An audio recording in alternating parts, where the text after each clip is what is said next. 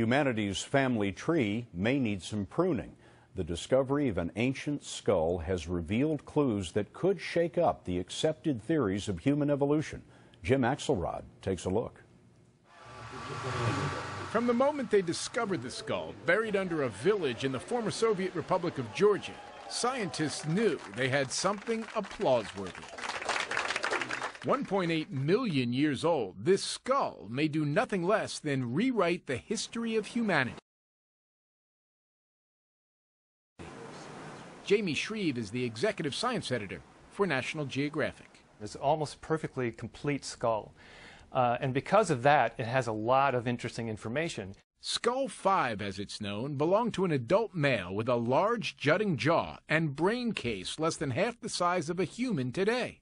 4 other partial skulls were found with it, dating from the same time, but with great variations from each other. The same kind of variations seen in modern humans. We don't call modern human pygmies and Eskimos different species, obviously, and so they think we should not call these things a different species, too.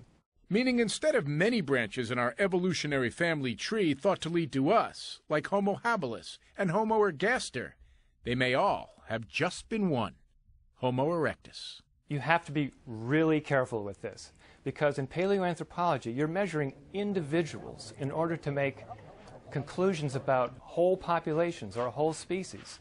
Like evolution itself, the understanding of it is a work in progress.